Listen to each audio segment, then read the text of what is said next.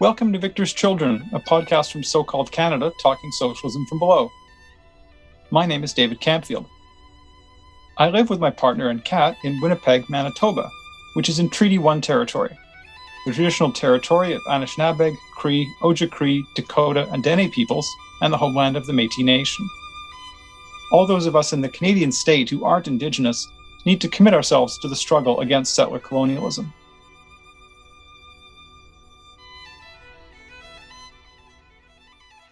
Whether we know it or not, the politics of all radicals today and in the future, how we understand society, our vision, strategy, tactics, how we organize ourselves, are shaped by the politics we inherit from traditions on the left.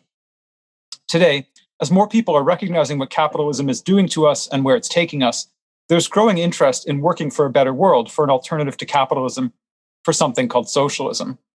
There's no question this is a positive development.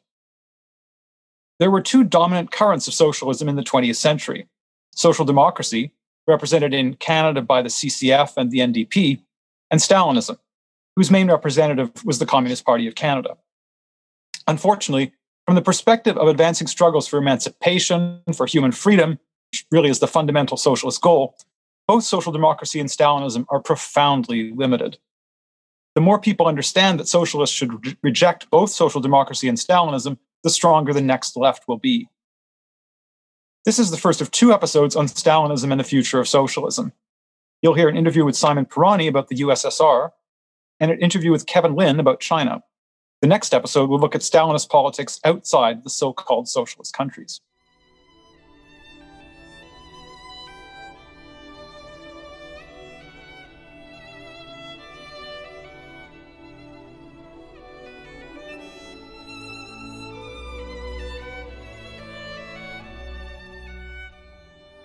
Simon, welcome to Victor's Children.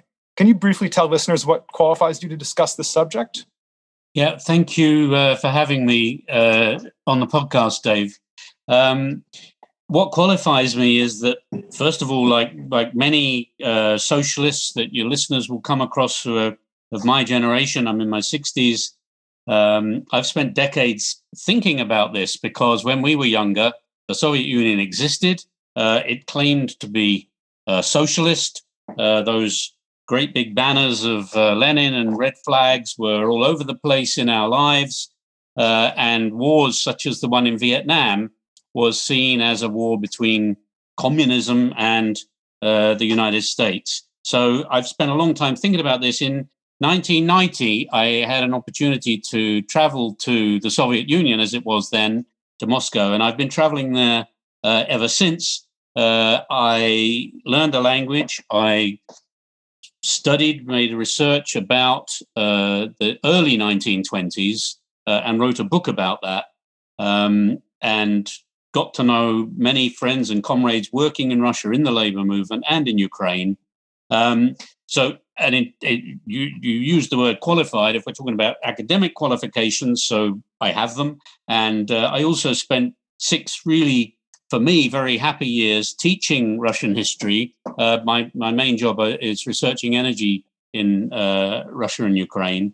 But I spent 6 really great years teaching undergraduates about Russian history at Canterbury Christ Church University. And I've attended lots of meetings with people such as those who are listening to this podcast, where we talk about these things, obviously in the labour movement, in left groups here in London as well.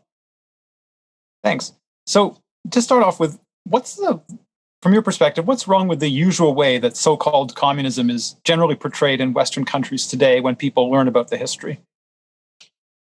I think there's an incessant wall of propaganda, and this type of propaganda developed during the Cold War. So in the period after the Second World War, when the Soviet Union and the United States were the kind of two big so-called superpowers, and this propaganda portrays communism as, first of all, something that's foreign in all senses.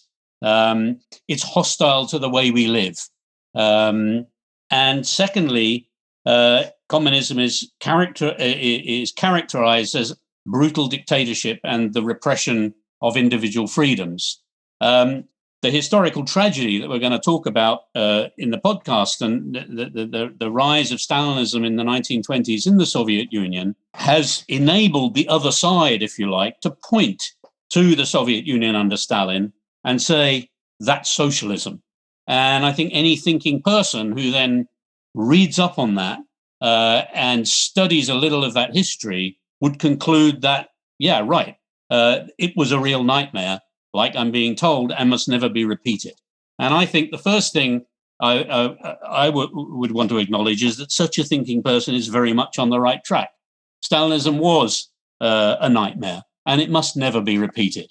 And it's very interesting to talk to Russians of my generation who don't remember Stalinism as such, but they remember the Soviet times. Their parents, of course, went through the Second World War, their grandparents through the 1930s, and they have a very, very different appreciation of this than many Westerners of my generation. Now, I think as socialists and communists, if we're going to make our ideas mean something in the 21st century, we have to start off with that recognition.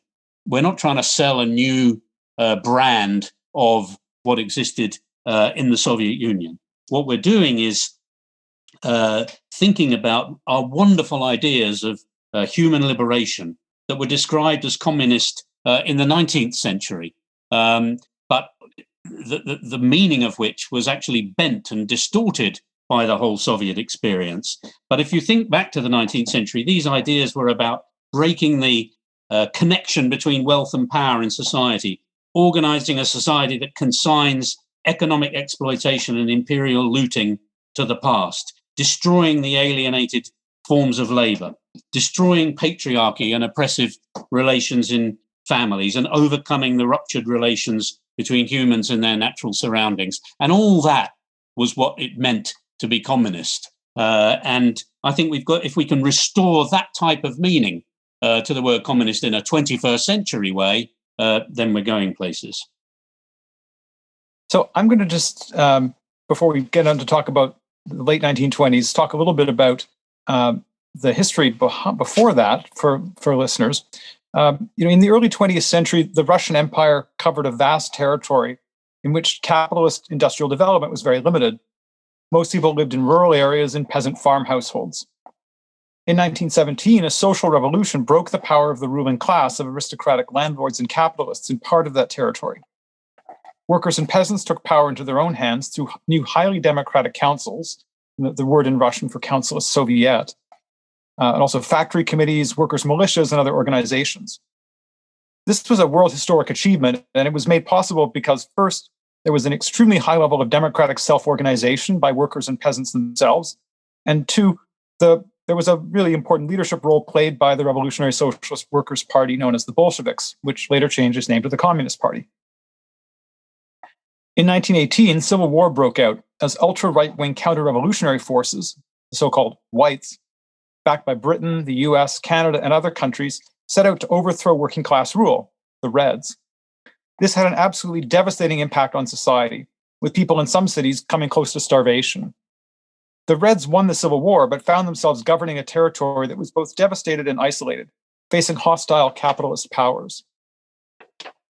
Now, in 1917, the Bolsheviks' gamble had been that although it was impossible to build socialism in one country, above all in one where economic development was as limited as it was in Russia, a socialist revolution in Russia could spur revolutions in Western Europe, where capitalism and the working class were much more developed. Successful revolutions there would then link up with the worker state in Russia and assist a transition towards socialism. But what existed at the end of the Civil War was not the democratic rule of the working class that had existed in 1917 to 1918. Historian David Mandel, in a book on the working class and the Russian Revolution, puts it this way. The power that the workers had seized in October 1917 fell completely from their hands in the course of the ensuing Civil War. The state retained certain important links with the working class, but it stood above it and beyond its control. However, I would add, in 1921, this state was not yet the basis for the rule of a new exploiting class either. In the years after the Civil War, the Communist Party's central officialdom tightened its control over the party, choking off party democracy. It also established top-down control over state officials. the dominant group in the ruling layer of society came to stake their survival not on revolution elsewhere, but on industrializing the country. And it justified this course with a new ideology of building socialism in one country. Opposition within the party to this course was crushed. Now, Simon, the USSR changed a great deal at the end of the 1920s, with what's sometimes called the Great Break. But to go back before that, what was society like just before the Great Break? Who ruled in the sense of being the dominant group in society in the mid-1920s? So the research that I mentioned, the history book I wrote, covered the period immediately after the Civil War, which you've mentioned. And looking at that time in Moscow, I came to the conclusion that right after the Civil War, when the economy had been laid waste in exactly the way you described, we couldn't point at that time and say, well, there's an elite which is formed in the way that would make any kind of sociological sense.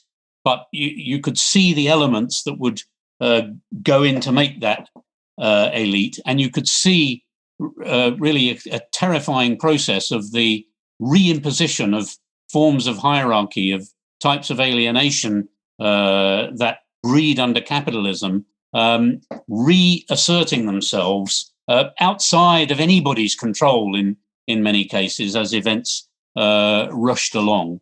That elite had no sense of expanding that workers' democracy of which you spoke. And basically, as I saw it, made a deal after. So there was the 1921 turning point, the Kronstadt Rebellion. Obviously, we've got the 100th anniversary of that this year, and no doubt people will be thinking about that. And after that, in my view, that elite held on.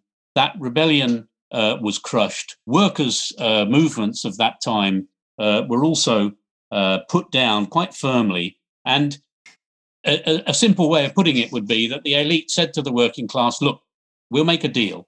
You guys keep out of politics. Forget all that stuff about Soviets and so on that we had in 1917. We'll do that.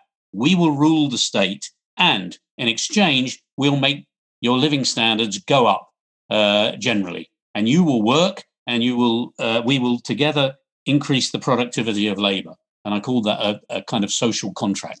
And I think that to me, explained this kind of redivision, the expropriation of political power by the elite, but a deal with the working class where living standards could rise. And it's difficult to think of any time in history where workers' living standards in any industrial country could have been lower than they were in the cities of Russia at the end of the Civil War. People suffered most terribly. That process really went on through the 1920s, and there was quite a clear line.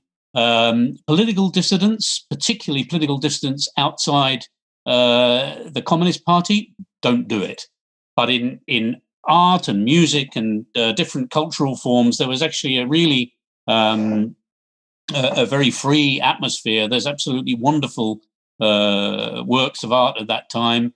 Many of the struggles of 1917 in relation to the position of women in society continued to go forward. So this was a country where the church and the state had been as close as could be before 1917, where that was broken, where abortion was made legal long before most of Western Europe. So there were all these very exciting things going on, but there were limits, and that's in the towns. Now, the other thing, of course, is that towns continued to be a tiny minority. Towns and townspeople continued to be a tiny minority in Russia during the 1920s. That vast other country, the Russian countryside, which included 80-something% of the population, 4 out of every 5 Russian people lived nowhere near a town and had little idea of what went on in towns. And the Communist Party set about trying to change things in the countryside. There was a desperate need for machinery. There was a desperate need for anything which could improve agricultural productivity. And there were endless discussions and arguments politically about how to get the best out of the peasantry. And I think even, I mean, thinking back at the sort of documents I read when I was doing my research, even then at the beginning of the 1920s, I mean, the peasants are regarded with a great deal of suspicion, and there's a kind of assumption that they're not ours, and that we've got to try to trade with them, we've got to try to do these deals with them, but they're never really going to be on board with the Soviet project. And of course, during the great when it comes to the Great Break in 1927-28, the party decides to make this sharp turn towards industrialization and collectivization, and that involves a conflict with the peasantry. And I mean, I completely agree with what you said, that the elite's aim was industrialization. They thought, there's Germany, there's the United Kingdom, which was still then the most powerful country and empire in the world. There's France. We've got to compete in order to survive. We've got to industrialize. Now, of course, actually, after the war, they had this great slogan which is associated with Khrushchev in the 1960s. You know, we've got to catch up and overtake. But that is very much at the center of Soviet policy from the 1920s. Okay, so then let's talk about the Great Break. What happened at the end of the 1920s, and what drove Stalin and other key leaders to move in that direction? So there's a history, and if people want to go more deeply into this, they can look at these discussions within the Bolshevik Party about how to deal with the peasantry, whether to allow them to, because the peasants, after hundreds of years so there was serfdom. Serfdom was abolished in Russia in 1861, but that was a real half job. So the landowners remained very powerful. You had these absolutely archaic relations in the countryside. And in 1917, one of the great achievements of 1917 was the peasants took the land. They took the land, they dispossessed the landowners. So the Bolshevik party stood in the communist tradition of moving towards collective agriculture. But in practice, this meant communists who, again, were kind of regarded in many cases as coming from a foreign country because they came from the towns, coming into the villages and saying, okay, guys, you've got to collectivize. And this isn't how the peasants saw things. As far as they were concerned, the land belonged to those who were working on it.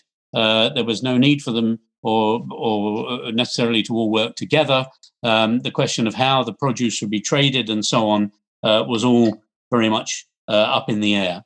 What happened in 1926-27? There was a crisis in grain markets. There was a shortage, or at least the possibility of shortage, and this frightened, I think, the political leadership, and the doubts that had been expressed about pressing ahead too rapidly with collectivization, and doing so without basically without the tractors, without the necessary technology being available to peasants to increase productivity. Those doubts are then swept aside, and the regime goes into kind of command mode and decides to force peasants into collective farms. And Stalin actually sort of goes out to Siberia and has a look around and comes back and says, right, you know, we have to take this. We've just got to push this through. The opposition voices within the party, whether urging moderation or urging a stress on industrialization before collectivization, are ignored and broken and shut up with internal party processes. And as I said, the machine kind of goes into command mode. And this involves the, I'm trying to think of the right way to say it. So I was going to say the creation of enemies. And I think that's a reasonable way to say it. So peasants are denounced as kulaks. Kulak is the Russian for fist, but it meant rich peasant. But actually, historians have gone back and looked at the relations in these villages. I mean, what is rich? Nobody with a standard of living comparable to what working class people in Canada or the UK have these days. So these rich peasants were something of a phantom created by the Bolshevik Party to justify this kind of aggressive move against some of the better off, or perhaps some of the harder working peasants.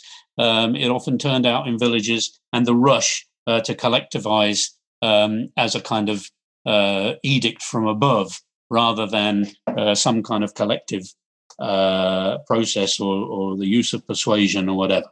And same in industry. These extraordinary targets are set for industrialization.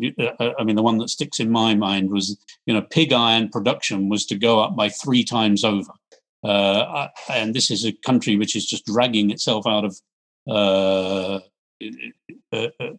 very low level of agricultural existence in many parts. It's a country where perhaps 2/3 of people don't yet have access to electricity. So these targets are set, and again, enemies are found. So in 1928, there are industrial managers are put on trial. If things aren't going right, somebody must be to blame. And this kind of creation of enemies characterizes the politics. What underlies the whole thing in economic terms is this drive to industrialize and to collectivize agriculture at all and at any cost. So how did the industrialization drive affect the working class? I think to understand how it affected the working class, I want to quote Don Filzer, who is a historian, a socialist. His work on that period, which was written in the 1980s, it's an absolute classic, Soviet Workers and Stalinist Industrialization. I think it's still in print. Quote, "The Stalinist elite was able to emerge and to consolidate its position only by defeating challenges from 2 separate forces, the peasantry and the working class." And he then goes on to say that the elite had to crush peasant resistance at whatever cost. It had to push through that collectivization and gain control of the countryside. But there was never really a prospect of a political challenge from the peasantry for power. But with workers, it was different. They were concentrated in towns. And although that political dispossession of the working class that we were talking about had happened in the 1920s, the working class was changing. Just like in all the things we know from our 19th century European history about workers being forced off the land into the towns, and the working class expanding its ranks very, very rapidly. That process, which happened in this country over the course of the 19th century, was happening at absolutely breakneck speed. So people are being driven into these towns.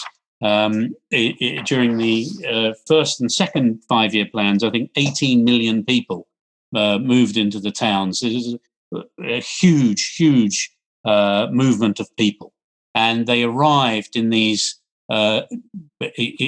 appalling, dreadful conditions, often worse in some ways than Europe in the 19th century, squashed into these barracks and communal flats. I mean, when I first visited Russia in 1990, I mean, one of the things that really shocked me was that even then you had working class families living in communal flats where you can have a flat of 3 or 4 rooms, which you'd expect in these days would be occupied by one family, even of not necessarily very well-off people, and each room contains a family of 3, 4, or 5 people. Now, that's in 1990. And the extent to which people are living in barracks in the 1920s and 30s was very much greater. Food shortages, in Leningrad in 1928 to 33. That was the first 5-year plan, which is also named the Great Break, as you mentioned. In Leningrad, the consumption of meat, milk, and fruit fell by half during that 5-year period. And this is not a country where people were eating lots of this stuff to start with. So there's this drive for industrialization. There's this drive to build new factories, to increase the output of the factories that exist. And it's just as in 19th century Europe, this is done on the backs of working class people. And elements of compulsion in labor mobilization start at this time. So labor discipline becomes largely criminalized, so that not turning up in the morning becomes a criminal offense. And we see also in the first 5-year plan the beginnings of the use of prison labor for building big infrastructure projects, which has a long and tragic history going through the 30s and 40s. Could you say a little bit about how workers responded to this? So first of all, skilled work, there was because of this incredible drive to industrialize and these targets for productivity, these targets for output, which the managers were scratching their heads trying to work out how on earth are we going to make all that pig iron or produce all those shoes or produce those parts or whatever. And endless stories of, they would produce the parts, but then the factory that was producing the other parts didn't meet its targets. So then you've got a lot of parts which are actually completely useless. All this is going on, and skilled workers are bargaining with their feet. If they hear that a manager down the road is paying more because he's desperate to meet his targets, off they go, and that manager takes them on, regardless of, there's no cooperation between these managers. So absolute cutthroat competition in that sense. How else did workers respond individually? They responded with physical attacks on managers. They responded with sabotage. They responded with absenteeism. And that was why, of course, labor discipline offences became criminalised, as I mentioned. But there's also a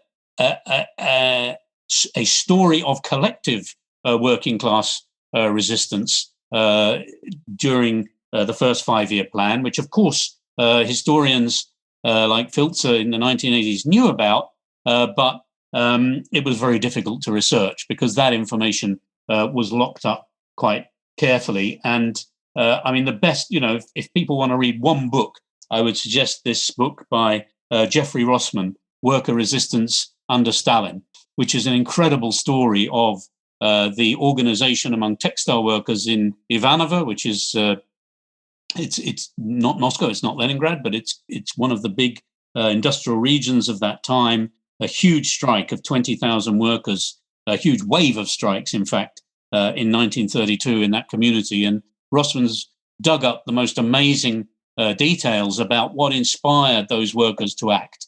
And they were not simply, this was not just about, it was about the workplace conditions. It was about the cuts in pay, the reduction of living standards, about the rationing, and about all the other material things. But very inspiringly, if you like, it was about them saying, look, we thought this was a workers' state. We thought this was something, some sort of socialism, and we want to see the benefits of that. And a lot of political discussion that went on during those movements. And looking back at the Great Break, which I think we would all think was a very bleak experience for the people who went through it, but actually, nevertheless, it's a very inspiring and very readable book by Rossman. Thanks. Can we turn now to the countryside, and can you say a little bit about how peasants were affected by the forced collectivization and about how they responded to that? Yeah. So, as you said, it was forced collectivization, and so any thought of persuasion was abandoned. Compulsion was introduced, and basically the order went down from the top that all the farms, with whatever exceptions, had to be collectivized by such and such a date. And these peasant families who'd only received this land or taken not received, that's wrong, taken this land in 1917 and fought in 1917 under the slogan, "The land to those who work it," when they learned of this collectivization drive, they feared the worst. And there are many really horrendous accounts of peasants slaughtering their cattle and slaughtering their other livestock rather than go into the collective farm with those animals that they had tended. So something we hear about a fair bit in Canada is what happened in Ukraine in the early 1930s, in the famine there. It's often portrayed as a deliberate attack by Stalin's Russian-dominated central government on Ukrainians simply because they were Ukrainians, and sometimes it's even called a genocide. So can you talk about what happened in 1932, 33, and how do you explain why it happened? Yes. So first of all, just going back a step, if you like, that peasant resistance, I mentioned the slaughtering of the livestock, I mentioned those other things. The historians who've done a great job at trying to piece together, the economic historians who've done a great job at piecing together what was the reality of grain production in those years, because these statistics were really hidden from view by the elite, have concluded that certainly in 1931 and 32, there was a really sharp cut in grain production. And that's the crucial statistic. The whole point of this thing was supposed to be to improve agricultural productivity and to develop agriculture. And certainly in the initial seasons, the very opposite happened, partly because of this peasant resistance and partly just because of the sheer chaos created by this whole process. And in 1932, 33, that led to a famine in Ukraine, particularly in southeastern Ukraine, in the Volga region, which is in Russia, along the Volga River, in North Caucasus, which your listeners will know of the wars in Chechnya in the 1990s. So there's a number of small republics there in the North Caucasus. This was in the 1930s a completely agricultural place. These are not Russian people. They're various Turkic and other nationalities, don't speak Russian at home, and also in Kazakhstan. So the damage done by the collectivization process, the fall in agricultural production, and the distribution system that favored the industrial centers resulted in this famine. The estimates of deaths range across all of those places that I've mentioned between 3 million and 6 million. There is evidence not that the elite decided to kill these people or decided to kill them because they were Ukrainians, for example, but there's plenty of evidence that not a finger was lifted to save these victims of disastrously bad policy and disastrously bad implementation.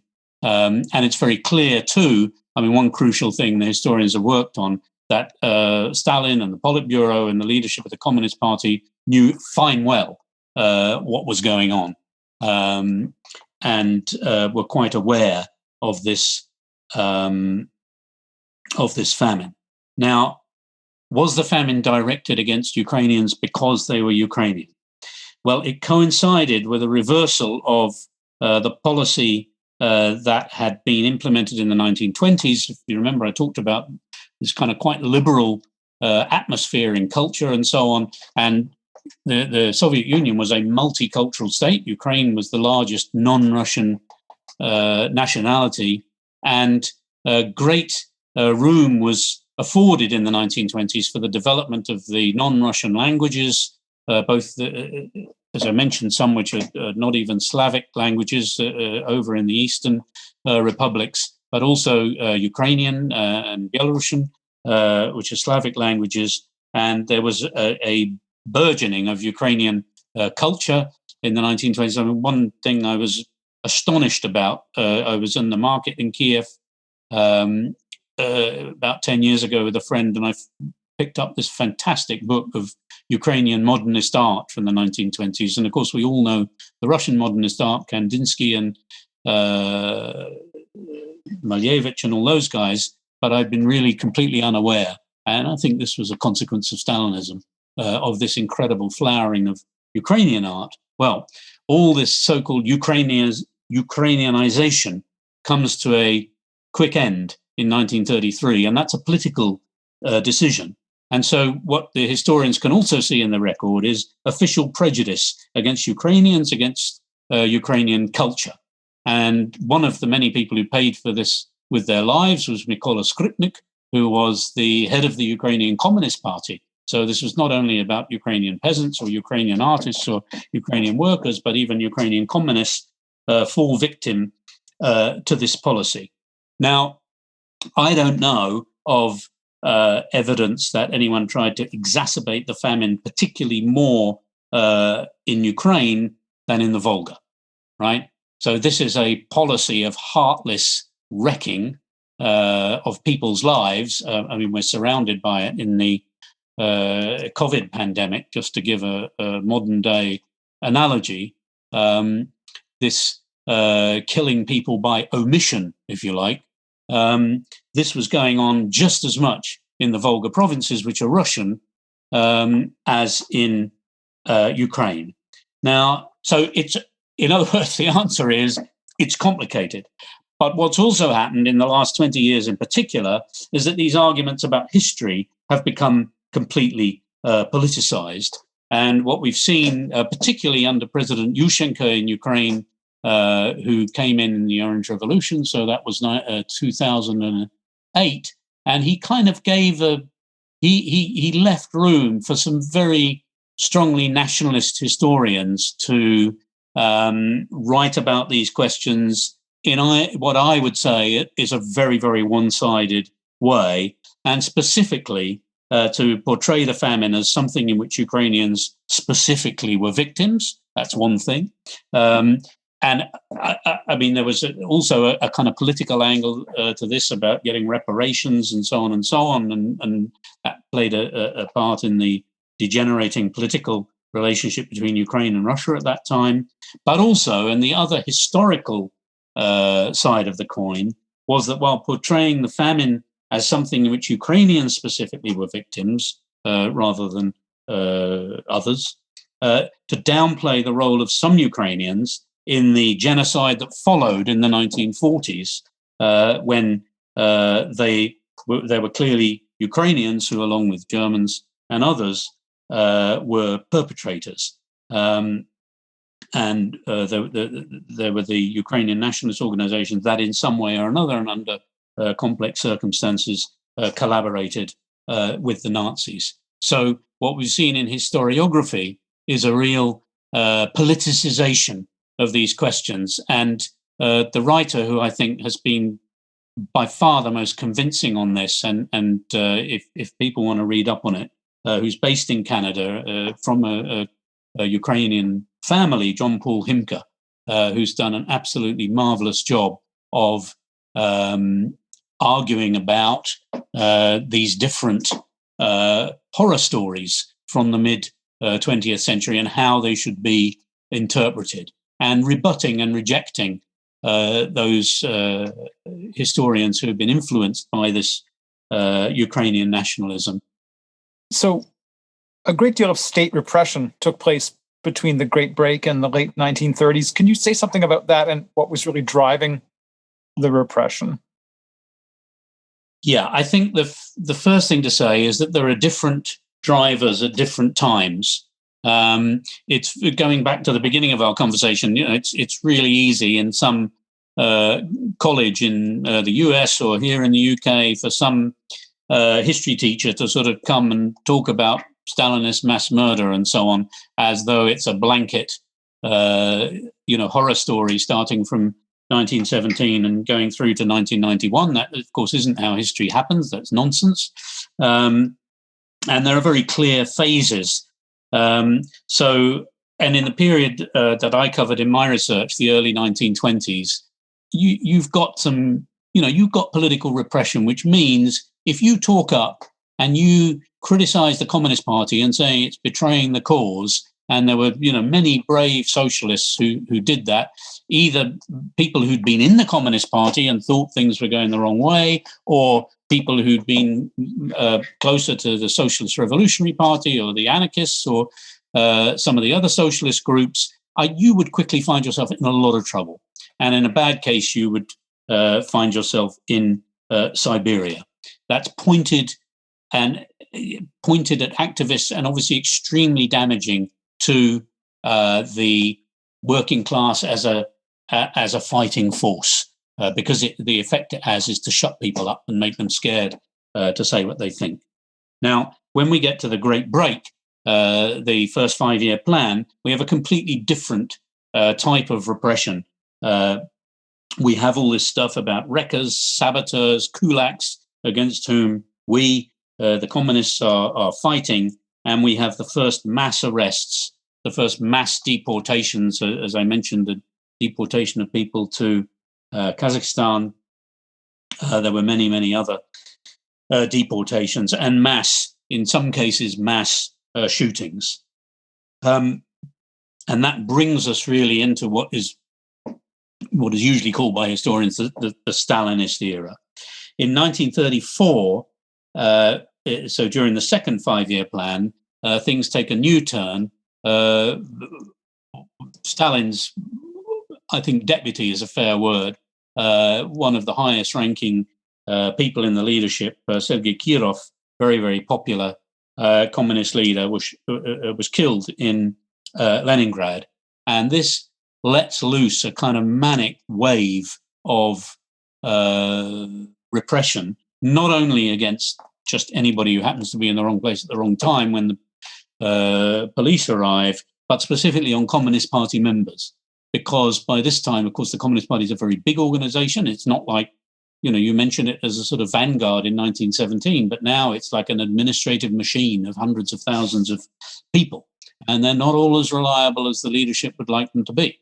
And so with the assassination of Kirov, there's this huge repressive wave, which is turned on Communist Party members. And one of the many amazing literary depictions of Stalinism, the case of Comrade Tulayev by Victor Serge, is based on his perception of this shocking change in Communist Party culture.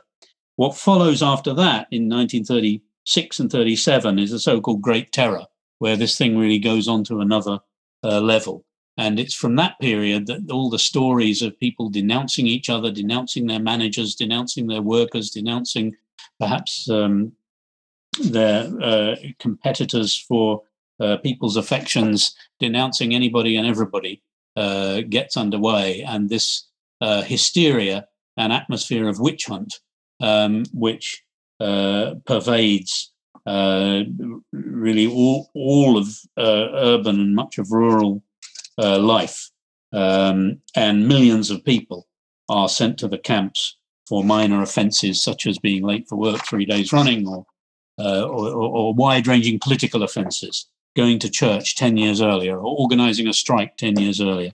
And the camp system then becomes a huge industrial complex. And then there are further episodes. So during the war, it changes again. You have the deportation of enemy nationalities, so-called. So the Crimean Tatars, for example, the Tatars who are based in Crimea, which is in Ukraine, are put on wagons and transports and taken to Kazakhstan, and returned actually only in the early 1990s.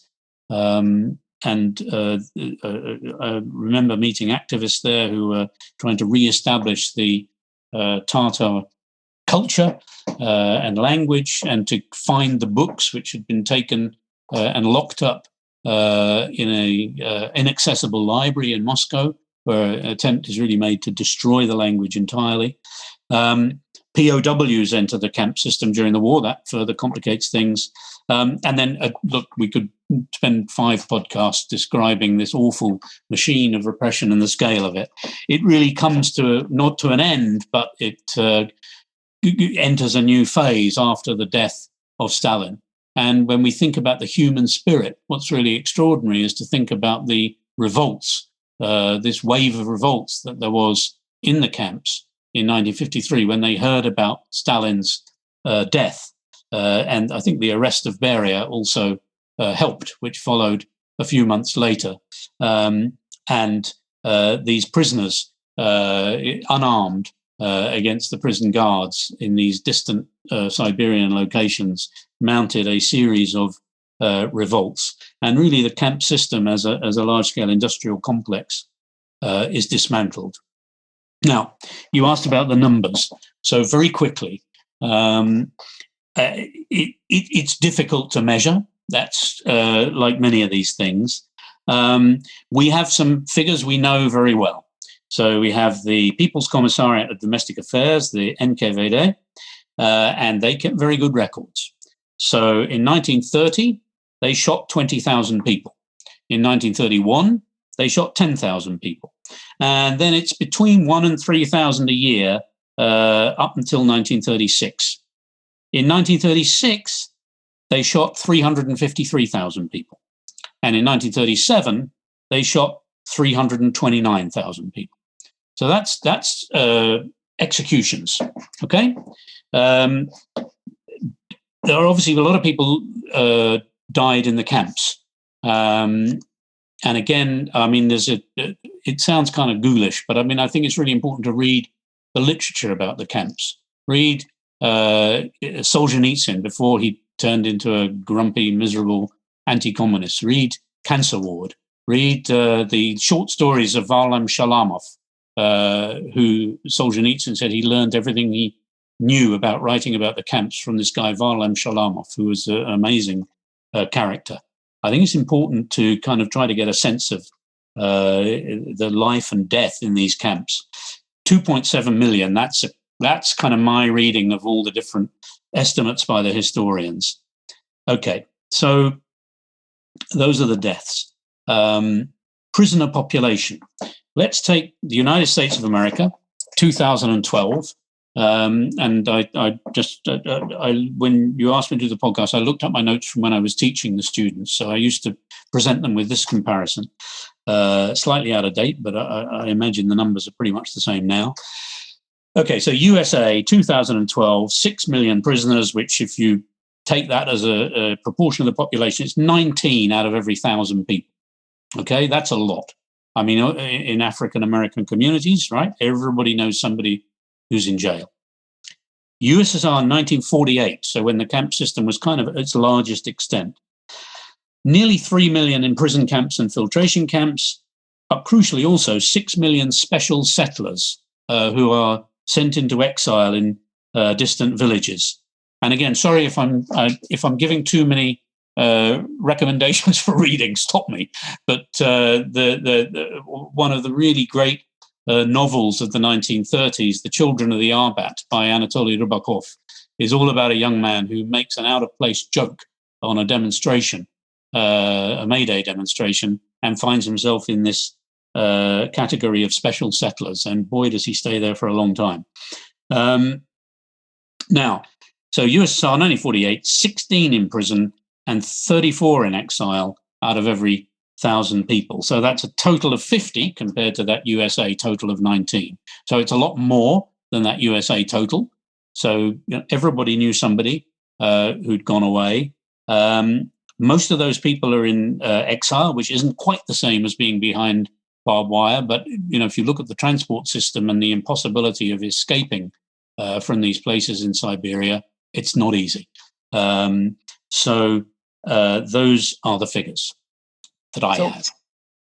Thanks. There are a small number of people on the left, though, that question these kind of claims in a way that's trying to downplay the level of repression and suffering and death that happened under Stalin. So, why should we be confident about those kinds of claims that you and other historians are making?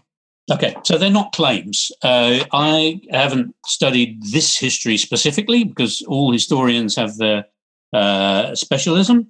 But in preparing my lectures for students and just trying to know what I was talking about, I've read the work of other historians. So there are demographic historians like Stephen Wheatcroft and John Paul Getty, And in Russia, in more recent years, Oleg Naumov, who I think works with Getty, and Oleg Klevnyuk, who's more of a political historian, but has also paid a lot of attention to this stuff.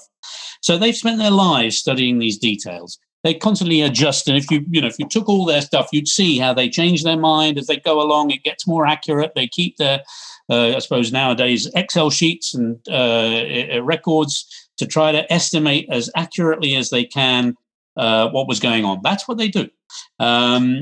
Now, if you don't think that is true, okay. So, you don't think what the climate scientists are doing is true either. I can't help. As for this minority of people on the left, I don't know what that word means quite in this context. But in my experience, they're usually not motivated by an interest in history, but they have well, I'm going to use the word twisted. They have a twisted belief in something they call socialism that is about a strong state and control by that state. And they think that somehow it was good that all these people were being dealt with firmly by what they see as a socialist state. So something we also occasionally hear from people on the left who are looking favorably on the USSR, people bring up the role that the military played in defeating Nazi Germany as a way of deflecting socialist criticism of the USSR and sometimes to defend Stalin himself. How would you respond to that? So first of all, I would say that the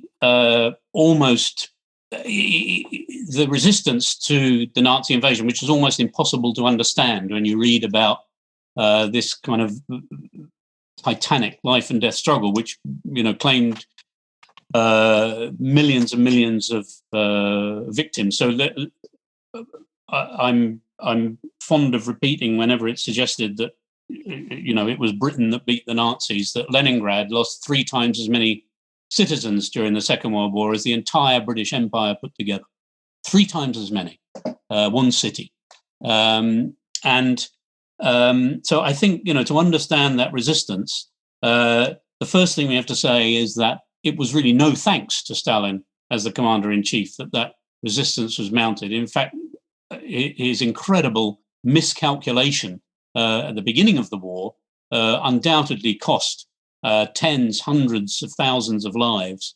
The miscalculation being that he had this pact with Hitler, which is itself a political fact that we can dispute. His apologists would say that he knew the war was coming and that was just to buy time. And I think there may be some sense to that argument.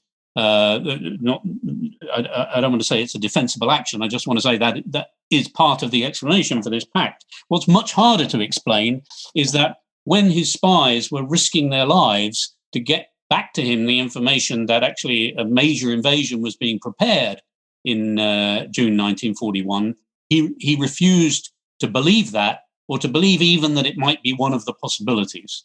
And so when the invasion takes place, Stalin basically has this kind of meltdown, which didn't happen to him very often, and kind of disappears off the scene for a week. He then picks himself up and gets back into this role of commander-in-chief and comes on the radio and addresses the nation on the radio and says, brothers and sisters, friends. And, people have never heard him speaking like this before, because it would be comrades previously. And just this, this whole change of language, he makes this turnabout, but not before doing this incredible damage. And I mean, historians of the war will give you more about, for example, this notorious order that Soviet troops could not, under any circumstances, retreat, which resulted in huge numbers being then taken prisoner because they were simply they were in a position with insufficient weapons. If you can't retreat, you get captured. That's what happens. That's the way the thing works. Incredible damage that was done. Not to mention the quote preparation unquote for the war of demoralizing society in the army with these arrests and these the witch hunts, which affected the army command as much as the Communist Party as a whole. So that's the first thing I'd say. I mean, the second thing I'd say is that I think the way to understand that resistance is there's a kind of makeshift alliance between the Soviet people and the regime at that point, and that they decide to stop fighting with each other because there is indeed this external enemy that needs to be dealt with at this absolutely horrendous cost. So let's not perpetuate myths about Stalin, the war hero. Let's look at the history as the historians have written it and try to understand how and why these things happen. So, as a result of the hyper-industrialization and forced collectivization, a distinctive new kind of social order was built, which it was called socialist by its rulers. It was also seen as socialist by most, although not all, socialists around the world. And this model of society was then later imposed on Eastern Europe, and it was the basis of reorganizing society in countries where communist parties took power, such as China, Yugoslavia, Vietnam, Cuba, and elsewhere. Looking at the broad features of this social order, what stands out as being its most important features? So I think the first thing to say is that the definition of socialism on which this system worked was based on turning Marx's idea of socialism into its opposite. And in 1936, a new constitution was adopted in the USSR, which included the words, quote, "From each according to his ability, to each according to his work." And that is a misquotation of a famous piece of writing by Marx, actually one of these beautiful pieces where Marx is there and, sitting in London with no money, writing a critique of the program of the German socialists. And what he says is that to go from necessity to freedom, society will cross this bridge, and that when we cross that bridge, we'll have a society where it'll be from each according to their ability to each according to their need. But instead of being to each according to their need in 1936 in the Soviet Union, it's to each according to their work, which actually is a very good statement of the way capitalism works. And that constitution, incidentally, was adopted also by the Chinese under Mao and even by the Cubans. And I remember a very poignant moment when we got some money together. We had a little holiday in Cuba, and we went straight for the National Museum, there being a historian in the party. And, there were pictures of the banners and so on up in the 1960s when they're building the economy. And there it is, from each according to his ability to each according to his work. So that tells us something, I think, about the realities of this social order. I think it also helps to think of the Soviet Union and these other states as what we might call development states, developmental states. They were faced with these tasks of economic development that other states outside the rich world were faced with: industrialization, electrification, literacy and health aims, provision of urban infrastructure, the stuff that had been done in Germany and the UK in the 19th century. They accomplished some of those tasks well, some badly, generally far better than the states that remained clearly in the capitalist camp. And when we were younger in the 70s and 80s, people loved to make the comparison between China and India with the statistics, the level of electrification, the level of literacy, the level of healthcare availability, and so on and so on. Now, the Soviet Union was the first of these development states, if you like. And its origin in the revolution meant that there were some very progressive policies in the 1920s. We've spoken about those on women, on nationalities, both then reversed at later stages. So in the Stalinist period, among other things, abortion again becomes illegal. Divorce again becomes very difficult, and so on. But there's also a ruling elite that was not strong, but actually that makes it worse.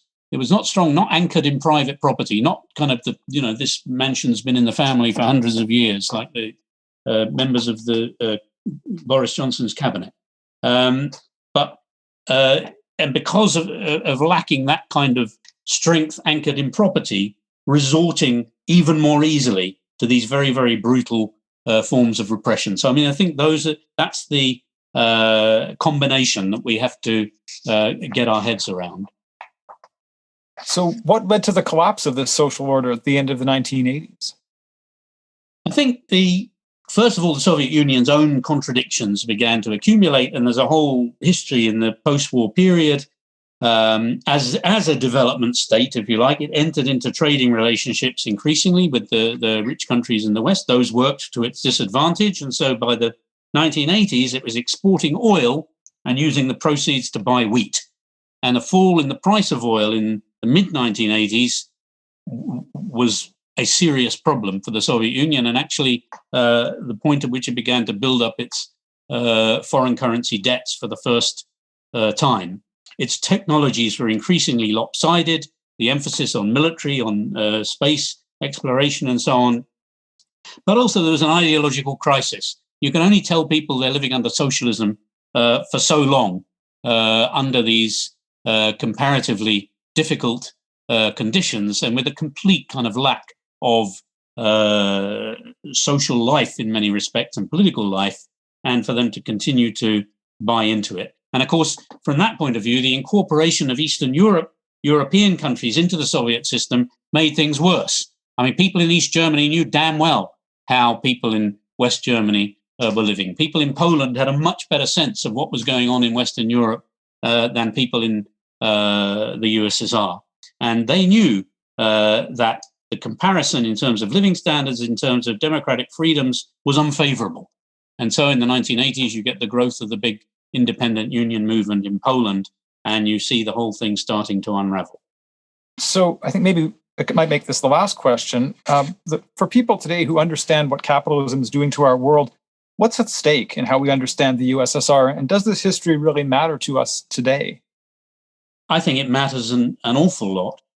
People talk about the benefit of hindsight being a bad thing, but actually the benefit of hindsight is it's a great thing, because it gives us the chance to reflect, to understand in a way that simply wouldn't have been possible at the time.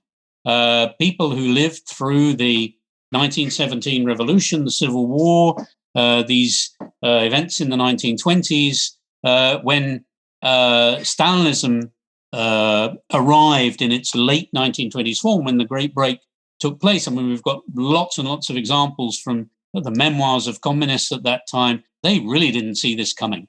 And even those who've been driven into opposition, into exile, the Trotskyists, the people from the democratic centralist tendency in the Bolshevik Party who were out in Siberia, they hadn't seen the implications, because how could they? They were living through this for the first time.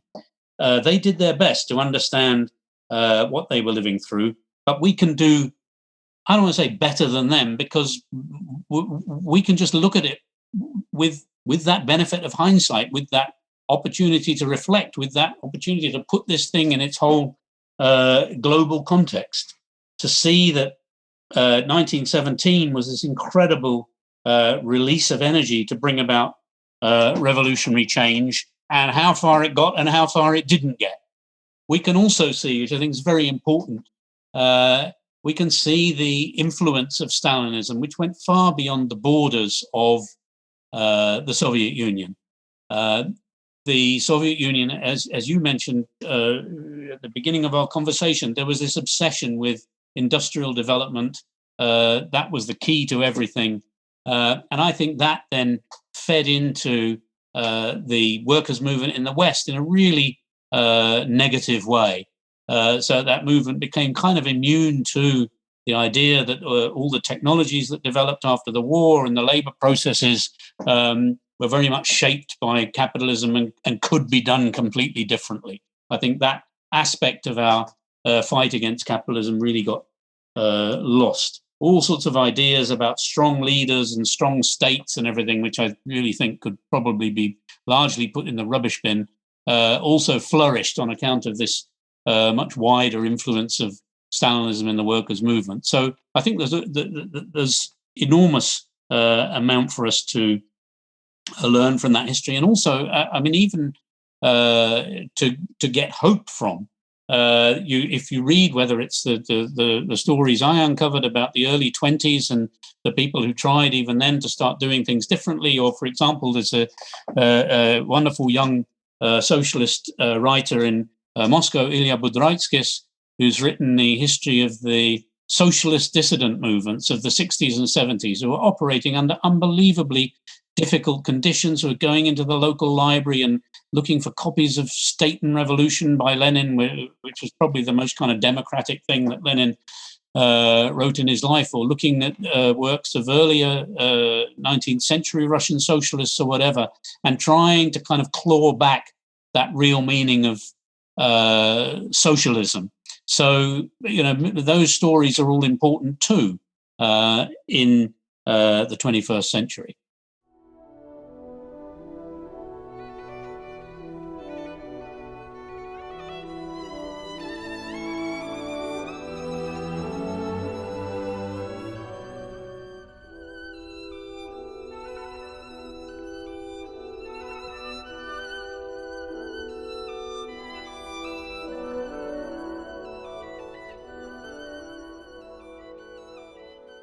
The kind of society we can call Stalinist was first built in the USSR as the result of a modernizing counter-revolution at the end of the 1920s.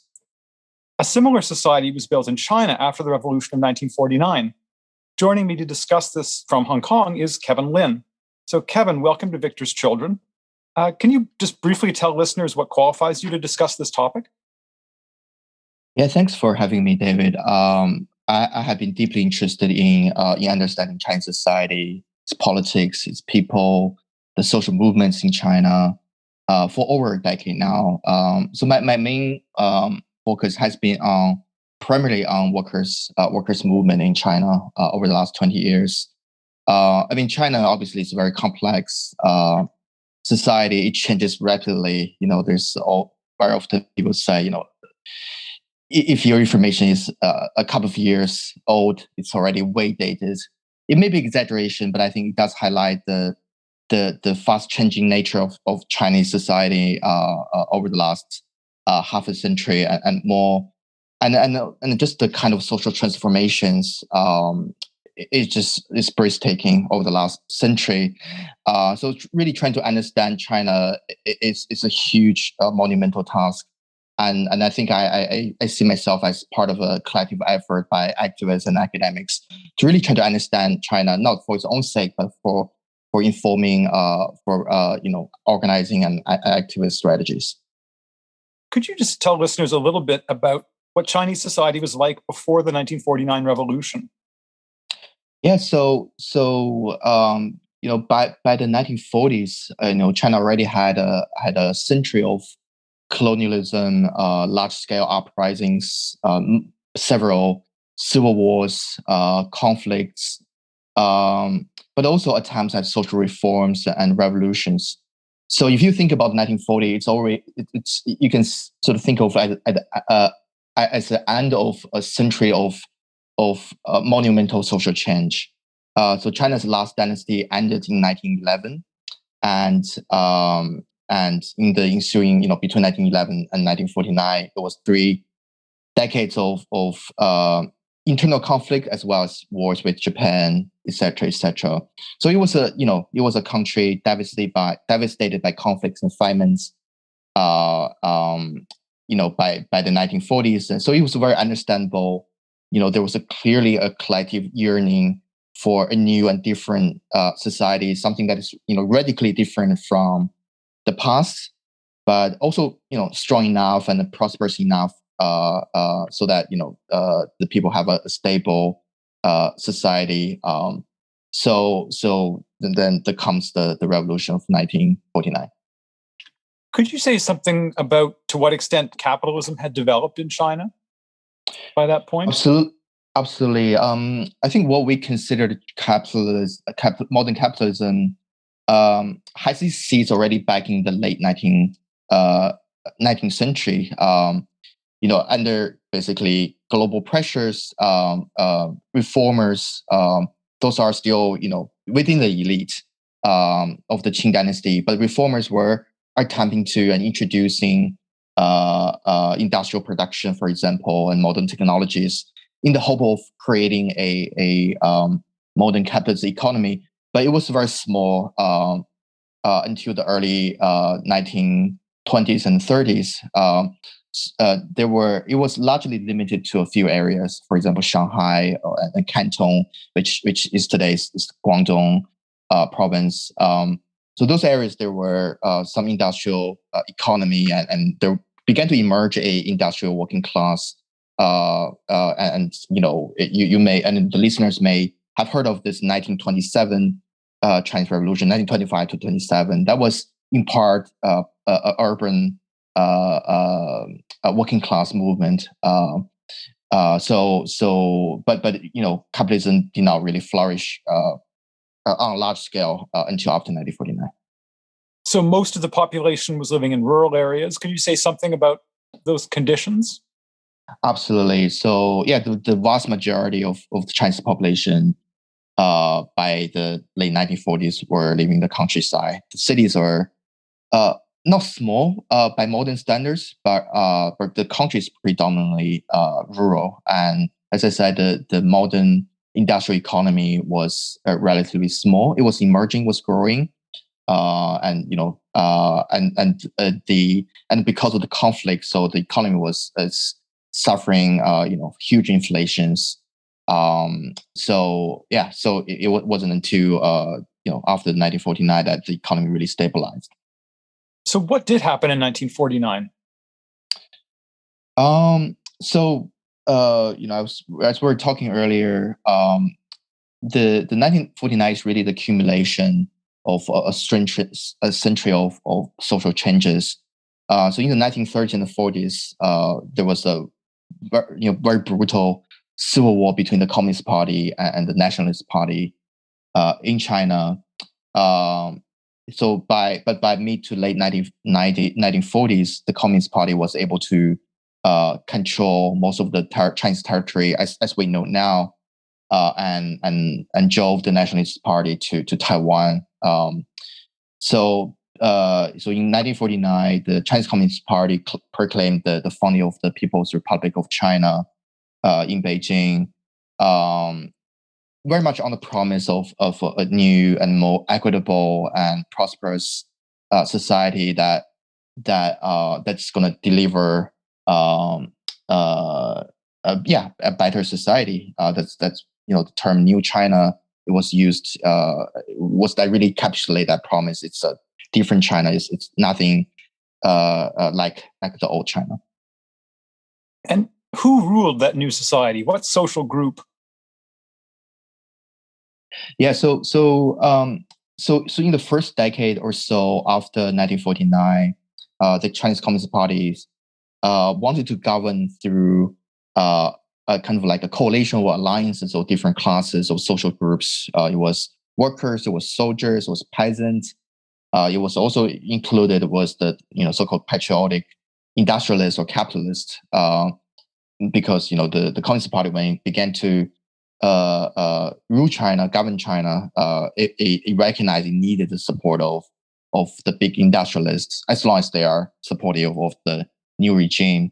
So it was a coalition or alliance, but it was all, of course, very much dominated by the Communist Party. But it kind of changed, by 1960s, by late 1950s and early 1960s. It was already clear by that time that a new bureaucratic stratum already emerged. It was essentially people who have included two kinds of people, if you will. The people who have been with the Communist Party, with the armies that fought the civil wars that brought forward the Chinese Revolution, but they also incorporated some of the old bureaucrats, functionaries, essentially from the old political system. So nevertheless, you began to see this new political stratum emerging that began to enjoy benefits and privileges that the ordinary Chinese people didn't have. Even though by today's standard, the kind of privileges they had are not, it's nothing. I think people won't blink an eye right now.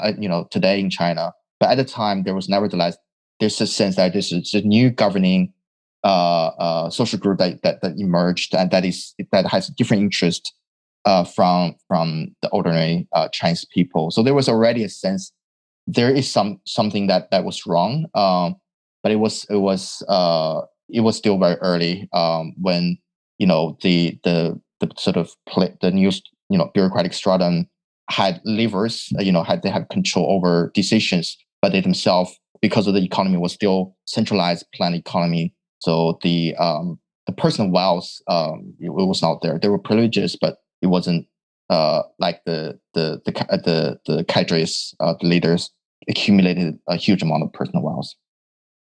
So how did these new rulers change Chinese society? I think there are a few significant transformations that happened after 1949. Probably the most significant is the abolition of the gentry class and the land reform that took place primarily in the 1950s through a series of changes. But essentially what it does is abolish a very oppressive gentry class that has governed rural China for centuries. And that obviously had a lot of popular support among peasants. And so there was a very brief period of privatization. So essentially, the Communist Party implemented land reform and gave the land to peasants for a few years before it collectivized the land. But nevertheless, the impact of just abolishing that gentry class was extremely significant. The other thing that was significant is industrialization in the cities. From 1949 to 1976, this so-called Mao era, that was very fast. China experienced an extremely rapid industrialization, urban-based highway industrialization. Despite all the political campaigns that did cause disruption, etc., the Chinese economy was actually growing pretty fast throughout the Maoist period. Sometimes, when people remember the Mao era now, people tend to think it's, the economy stagnated. It was actually not true. The industrial growth was really, really fast. I think 7-8% or sometimes 10% in some years, although from very low base. But nevertheless, it was the economy was already industrialized by on the eve of China's market reform in the late 1970s. So this industrialization happens, the land reform happens. Is this something which is actually controlled by workers and peasants? I mean, is there actually any democracy, or is this something which is done by these new rulers from above? It was very much. Well, I think there are. That's an extremely interesting question, and still being discussed and debated. In the sense that, obviously it's a top-down, state-driven land reform and industrialization. But it had popular support. For example, land reform obviously enjoyed, at least in the first phase when the land was given back to peasants, there was wide peasant support. But it was definitely coercive. I think I've seen analysis that compares the land reform in China and in the Soviet Union. It was slightly less coercive in China, but nevertheless it was top down. It wasn't done through bottom up grassroots effort. In the cities, the industrialization, the broad pattern is similar. So actually, there's a recently really interesting book that came out a couple of years ago by a sociologist, Joy Andreas. The book is called "Disenfranchised: The Rise and Fall of Industrial Citizenship in China." So what the book did was it looked very closely at the Mao era and the early post-Mao era, but you look at what's happening in the workplace. So obviously, to really vastly simplify the story, because it's a really great book and a lot of details, but to really simplify, obviously industrial worker in China, in the model era, did not have democracy in the workplace. And it didn't run the workplace. It didn't make key decisions. Given that workers were able to exercise kind of what Andreas called industrial citizenship, that is, they have some capacity to hold supervisors and managers. Well, they were not called managers at the time, but called cadres or leaders at the time, accountable, and workers were able to effect some decision in the workplace. But obviously, it's not the same as democracy or economic democracy, workplace democracy. But what I want to highlight is this contestation in the workplace, right? There's top-down, state-driven industrial policy, but at the same time, in the workplace, workers were also trying to assert themselves to some degree, to have some kind of autonomy and decision-making power. Do you have a position on the question of what the mode of production was under, in this era? How would you characterize the society? That's always the tricky question, right? It's tricky because it's kind of, if you will, there was no market relations were abolished under Mao. So workers were not dependent on the market. For example, it was not a wage labor system per se, but at the same time, the workers were heavily dependent on the state, right, for job assignment. So workers cannot just quit and go to another workplace. They have to get permission from their cadres or workplace leaders to transfer. So the dependency, workers' dependency, their livelihood dependency are not on the market. So it was not a market-driven society, but it was heavily dependent on the state and the bureaucratic stratum that emerged after 1949. At the same time, the method of industrialization, the industrial economy was very much similar to other industrial economy at the time. The factory system basically copied mostly from the Soviet Union. So it was very top-down factory system that is managed from top-down by politically appointed leaders. So I think it's this hybrid system. I'm sympathetic to the perspective of state capitalism, but I sometimes also acknowledge that when some people use state socialism, the first thing I want to know is what do they mean by that?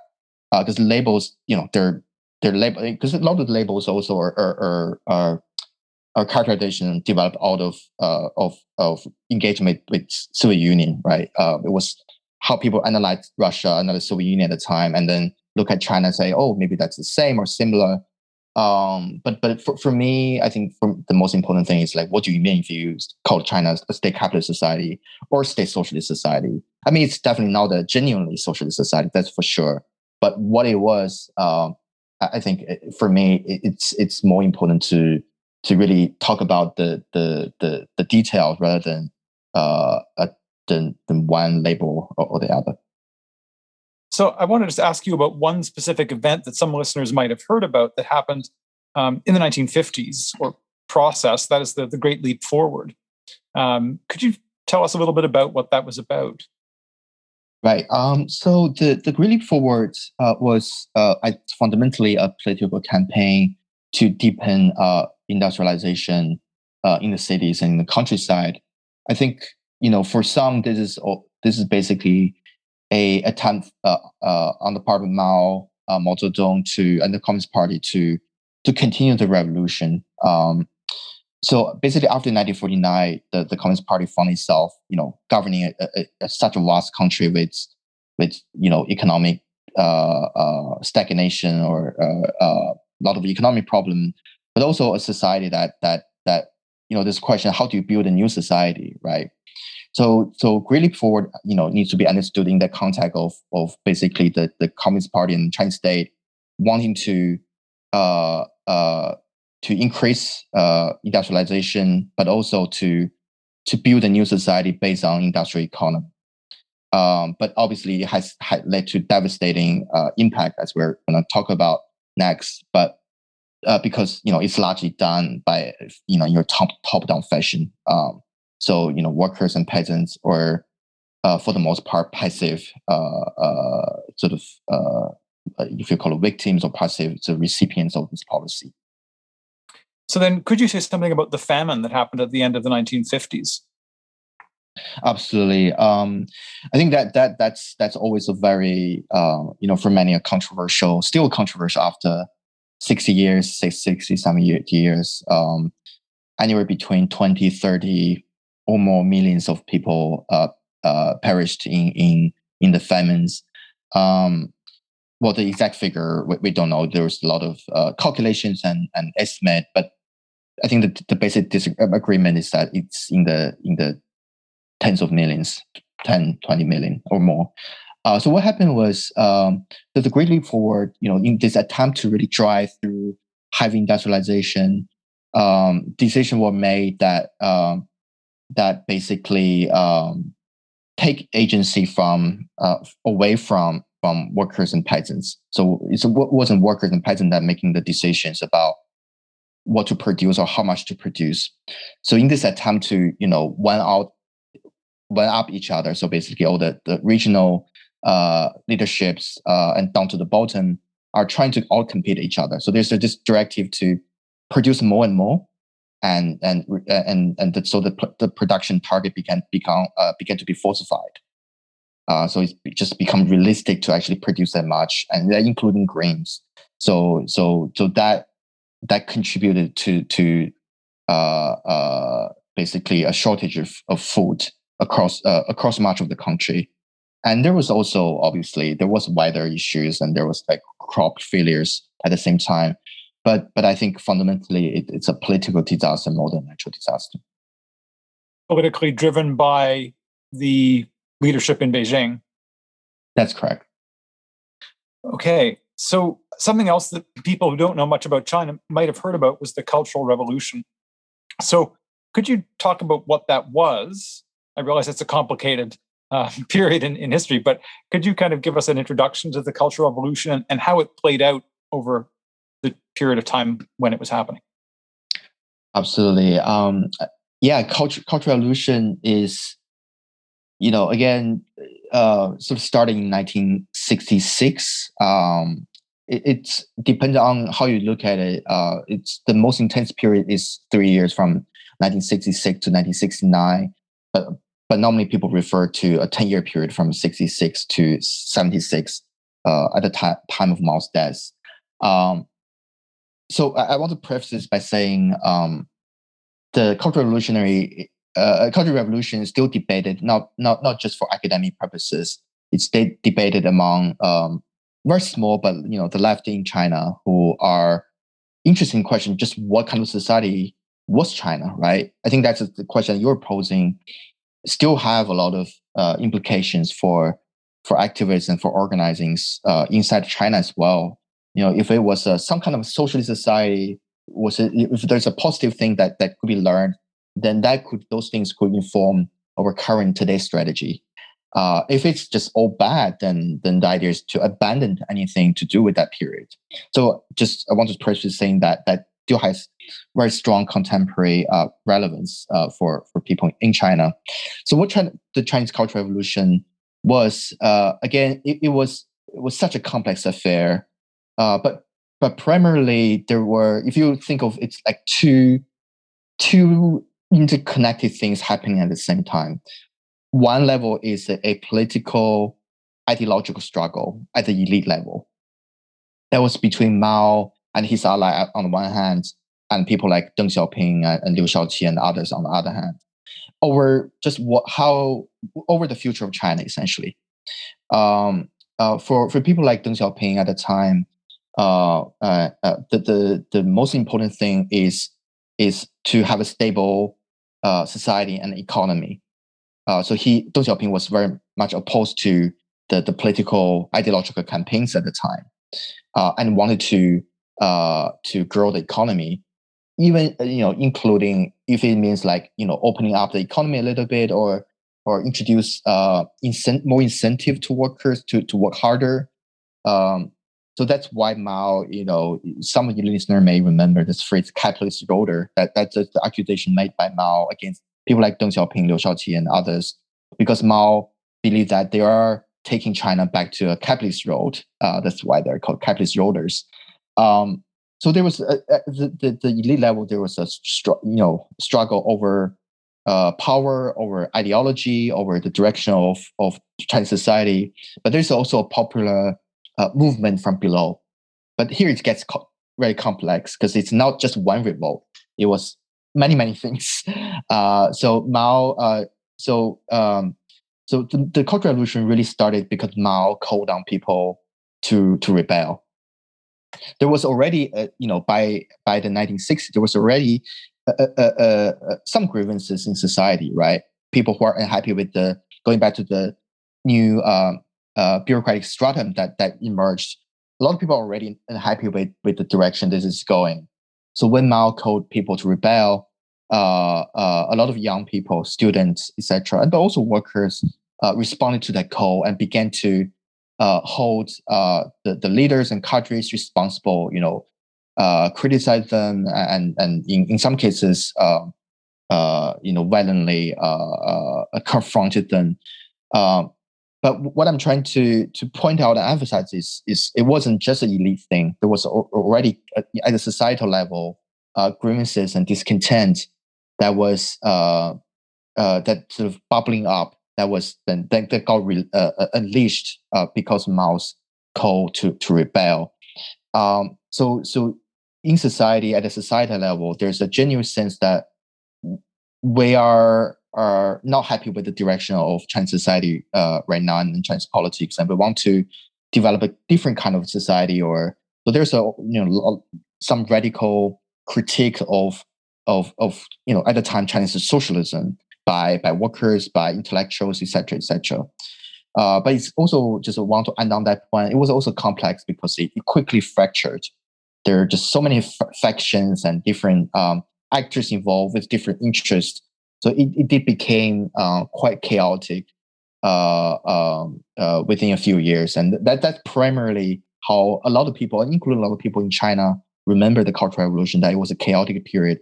But I do want to point out it wasn't just senseless violence. It was actually there are generally political questions and social discontent and popular sentiments that made that Cultural Revolution happen and the way it turned out. So you have one wing of the ruling layer or ruling class calling on people to rebel essentially against the other layer, or the other wing.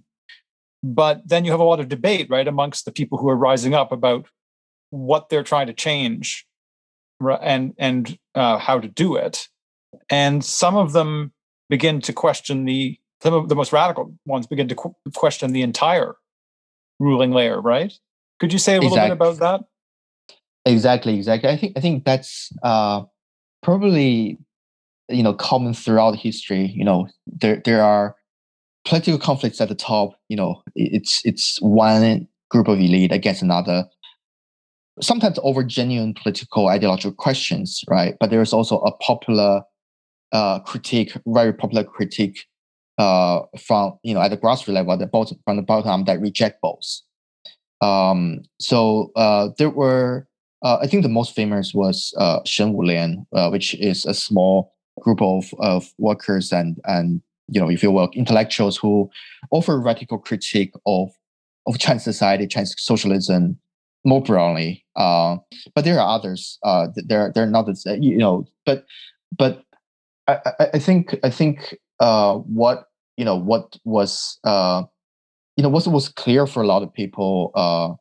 Even if they didn't express that in words, or they didn't express, they didn't leave any books behind. I think there was a genuine sense that people just did not believe things were going in the right direction because of the privileges of the new class.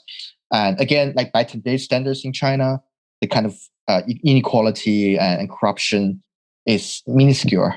But as I said, I think on the back of decades of social revolt and popular movement, there was in Chinese society at the bottom level, at the grassroots level, a yearning and aspiration for equality and fairness and justice. So So when they saw that the new rulers were deviating from this, they rose up and tried to articulate a different version, a different vision of society. But obviously, they were quashed ruthlessly, jointly by the elite, by both groups, by both wings. Okay, then so that is put down essentially, and then you have a process that leads by the end of the 1970s to some very important changes in state policy. Can you just tell us again the story of how the Cultural Revolution ended, and then the transition, the new direction at the end of the 70s? Absolutely. So the Cultural Revolution, the most important phase is really just 3 years, 1966 to 1969. As we were talking before, a lot of students and workers and others heeded Mao's call to rebel, and different factions developed, and the conflict become quite militant. And that's when even Mao began to recognize this is getting out of hand.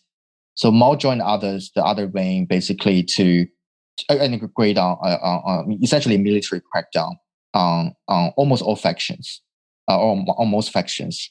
So if you think of the Cultural Revolution, the most violent phase was not between the different factions within the public or within the population. It was actually by the state against the other factions toward the end of the Cultural Revolution in 68, 69. So fast forward, it was clear that after the most radical phase of Cultural Revolution in 1969, I think there was a sense that, what's now? Clearly the attempt to for Mao to chart a different kind of vision, ended in disaster. So what's now? And then there was already some loosening in the 1970s. For example, the diplomatic contact with the United States, for example, the rapprochement with Nixon in 1970 to 1973. That was already, there's a change of attitude, and the Mao was also ailing, and his health was failing, and I think he kind of began to see the political project he was championing is now going to be sustainable, and that's when things were already moving in the other direction toward the other wing. Having said that, it was still was the so-called downfall. It was still the sort of radical wing of the Communist Party was still trying to carry on the Cultural Revolution, but clearly, I think the Chinese population was unhappy with what's happening. So when Mao died in 1976, there was and then Deng Xiaoping quickly seized power. There was a lot of popular support actually for a change of direction. I want to emphasize that very few people in China at the time think, the new direction should be capitalism or should be a full-blown, modern industrial capitalism. But then after that, there was a sense that things should be changed. It should be more. There should be more freedom, more democracy. People's livelihoods should improve more. Should improve faster. So in 1976, starting from 1978, actually, the Chinese state started to introduce policies throughout the 1980s, right? For instance, in the countryside, it began to lease land to the peasants, to the families to farm under the so-called family responsibility system. So basically, it declassifies the rural China. And in the cities, it also began to introduce more price mechanisms and began to allow a small private sector to emerge. Again, it was very small in the 1980s, but the direction generally was kind of a beginning of a macro reform, and there was also movement toward thinking of attracting foreign direct investment. These changes are beginning to happen through the 1980s. And then in 1989, we have the so-called Tiananmen Square uprising, which is, of course, part of something much broader than just one place in one city. But could you say something about that? Because, again, some listeners may have heard about those events, or at least some elements of them. What actually happened at the end of the 80s? Yeah, so yeah, taking up the story from the 1980s, there was a period in the early 1980s when people were genuinely happy, because the more sort of chaotic period ended, and people were able to enjoy a period of stability, and Deng Xiaoping did enjoy quite substantial popular support in the 1980s, because he was seen, or he portrayed himself as this champion of the people, right? The less control, more freedom, more reforms. So he enjoyed quite a bit of substantial popular support, but that began to change in the mid 1980s onwards for multiple reasons. For one thing, the economy, after a kind of an upsurge, began to slow down. The economic growth began to slow down in the second half of the 1980s. Inflation began to surge, and people felt that their livelihood are stagnating again. There's also a political dimension, which is that for a lot of young people, students, and intellectuals, and others who are really believe that Deng Xiaoping is going to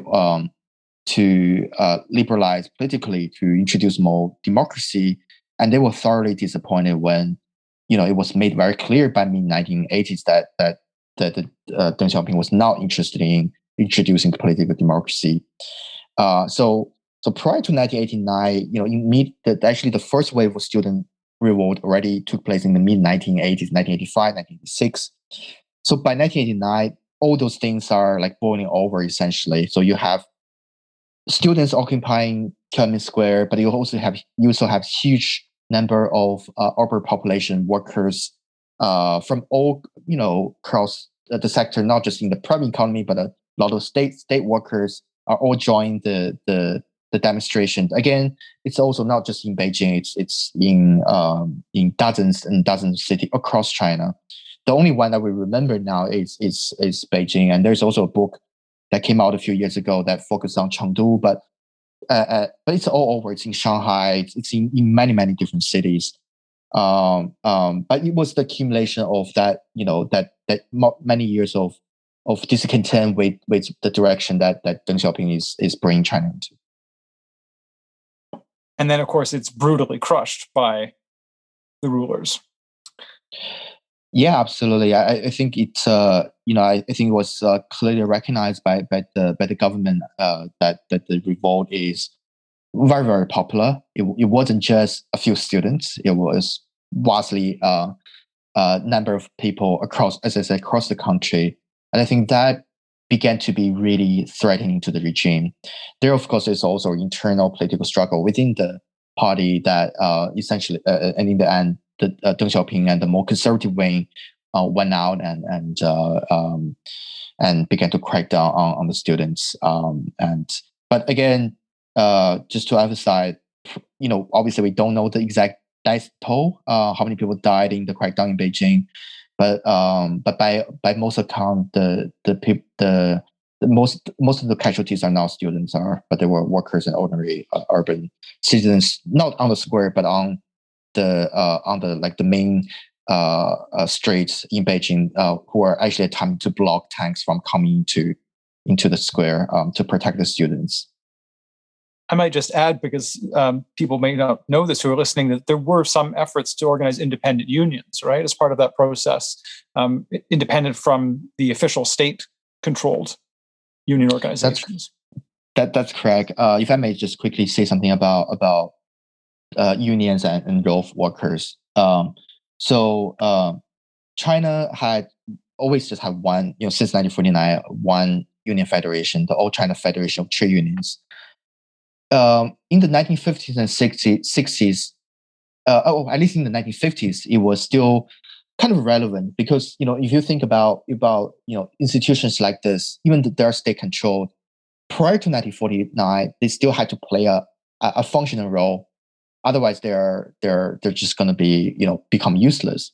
So they were actually had a role in organizing workers, even though the the Chinese Revolution of 1949 was primarily peasant-based and rural-based. It wasn't city-based. Nevertheless, the old China Federation of Trade Unions prior to 1949 and in the decade after 1949 still believe that they are relevant, believe their goal is to support workers.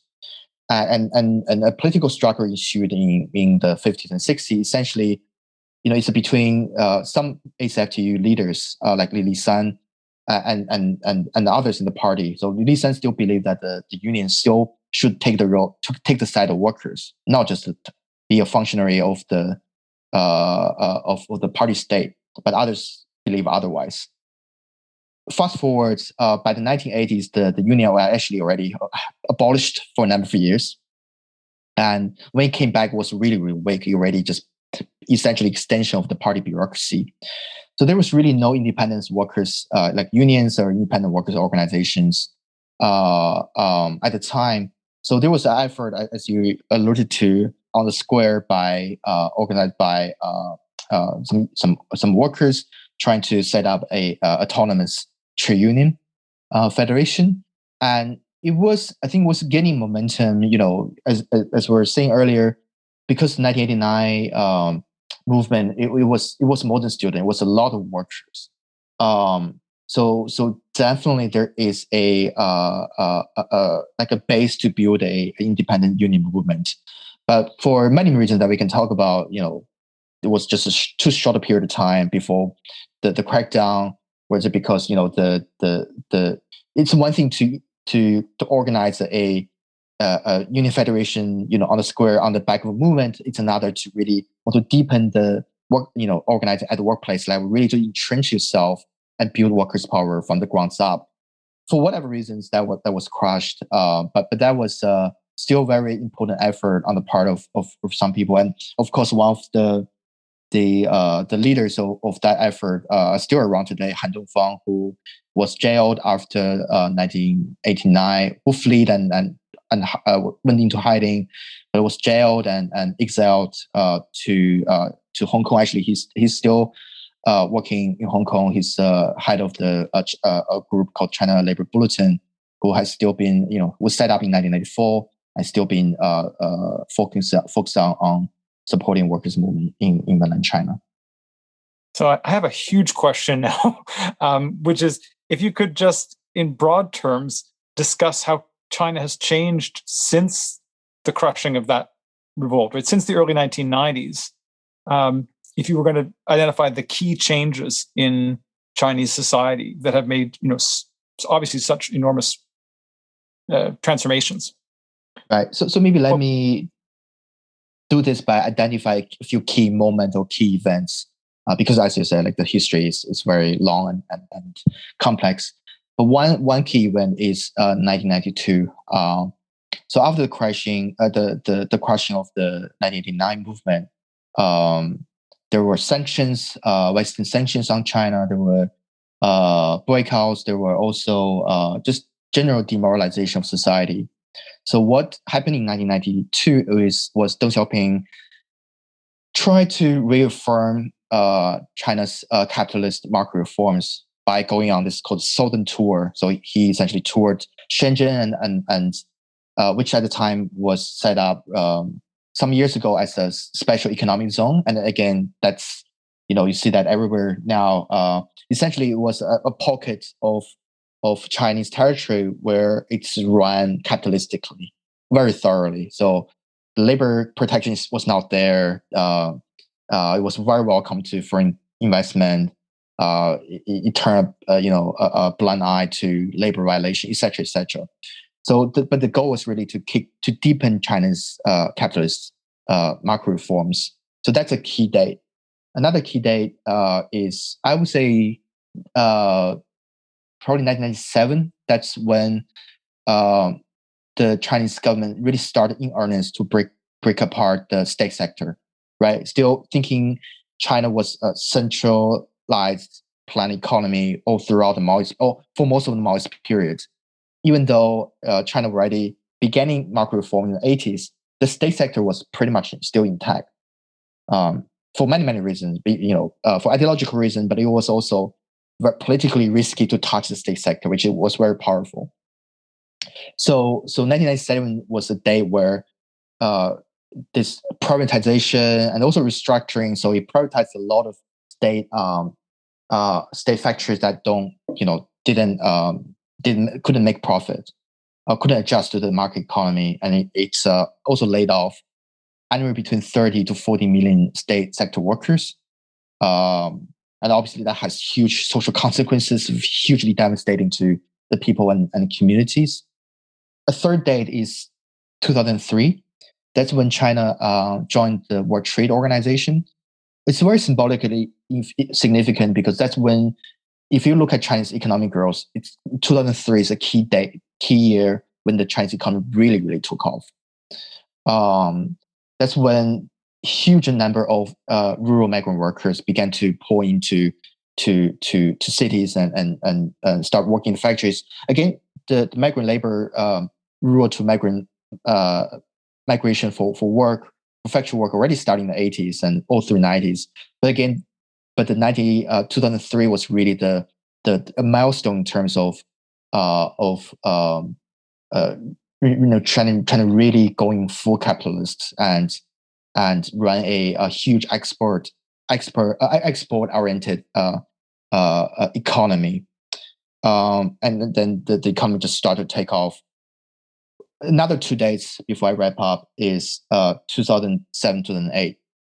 2007, even China was not at the epicenter of the global financial crisis. It was hugely affected for the simple reason that China was depending on export, and the export market just went down, in the US, in North America, in Europe, and elsewhere. So it was a crisis. China was actually, the year before, 2007, China was actually growing. This GDP was growing at 14%, and then the next year I think it was 7, or 7 or 8. I can't remember the exact number, but there was a huge panic on the part of the Chinese leadership about the economic growth, right? Because much of their legitimacy was built on delivering continuous economic growth, and it was in crisis in 2007, 2008. So that's followed by this huge financial stimulus package that injected a lot of lending and money into the economy, into infrastructure building, etc., etc. But it was able to save the economy to some degree. So the economy was still growing at 8%, then 7%, 6%. It was still okay. It wasn't as spectacular as the decade before, but it was nevertheless, there was already slowed down before, so there was already slowed down before the current moment. And then obviously, finally, I think we're seeing with the pandemic, it's another quite significant challenge, although we still, we won't know the result of this maybe in a couple of years' time. But this time around, actually the Communist Party or the party state actually proved itself to be capable of handling the pandemic, or put it another way, it's probably more, European and the United States really mishandled. So it's actually paradoxically put the Chinese state in a really better light. But just to wrap up, it was from 1990s, it was really a 2-3 decades now of continuous high rate of economic development, and it totally changes society, changes the people, changes the mentality, and huge amount of inequality. Right, one of the most unequal societies around the world. A lot of like discontent about how things are going. But finally, very encouragingly, there are also social movements that emerged in the last 20 years. That includes the workers' movement, right? There was within a 15-20 year period, there was huge amount of labor strikes and protests. There was also a new feminist movement that emerged in the last few years. And of course, there are other LGBT, etc., etc. So that's the encouraging signs. It's young people and workers and women and many, many others began to organize in very, very difficult and hostile and restrictive authoritarian context. But nevertheless, they are organizing, and that's what's encouraging. So now, many socialists in North America, for example, are quite clear that China is a capitalist society and that they would see themselves in solidarity with those movements, those organizing efforts inside China. But you do still find some people on the left who say that China is socialist. Could you just briefly address that debate about how would you characterize Chinese society today? Right. So it's kind of fascinating, for me to see this revived debate on the nature of Chinese society, because much of that debate was going on, throughout the Mao period, and then in the early reform period, left groups internationally were debating the nature of Chinese society. But by 1990s, it was pretty clear to most people, well, China has gone capitalist, regardless of what they thought of the Maoist period. That's kind of a separate question. But then in the last few years, you really see this revived, I don't know how to characterize discussion. It's not much a debate, but revived disagreement on the question of, is China capitalist or is it China some other kind of society? I think in general there are two strands or two streams in this revival research interest in this question. I think one is people who look at China and look at the state sector and many other things too, but look at the state sector, for example, and the role of the Chinese state, its intervention in the economy, and say, well, China is not completely capitalist because the Chinese state and the state sector is such a big part of the economy. It's true, also, it's true that most of the largest companies are actually state-owned. There are some big private companies, Huawei, etc., but the large companies are state-owned in the banking sector, in communication, in finance, in energy, etc. So you do see, the continued relevance of the Chinese state. But then some people would jump from that to say, oh, because of this, China is not capitalist, but somehow socialist.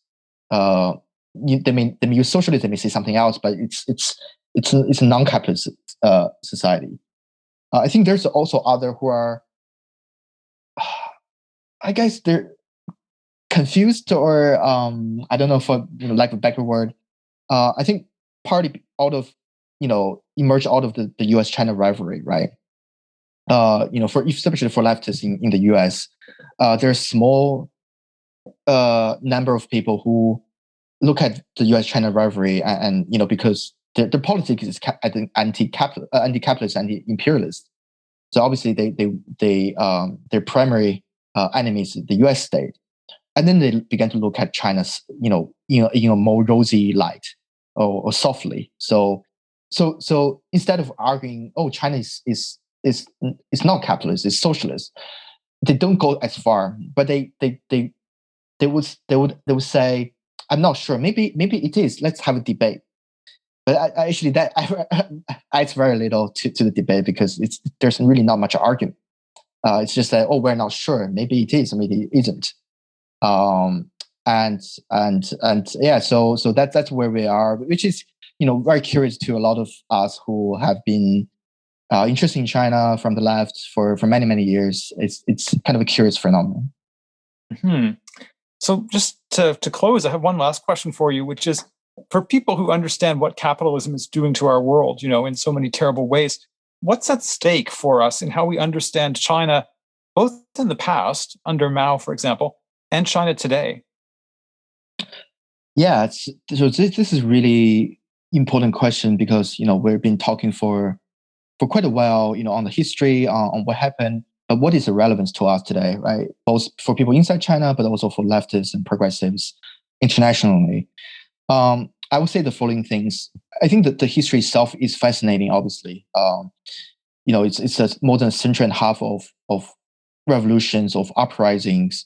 So the history itself is quite fascinating, but it also offers a lot of interesting lessons, good and bad, right? So Mao year, for example, still being revisited all the time by people who are interested in China, because it does offer an example where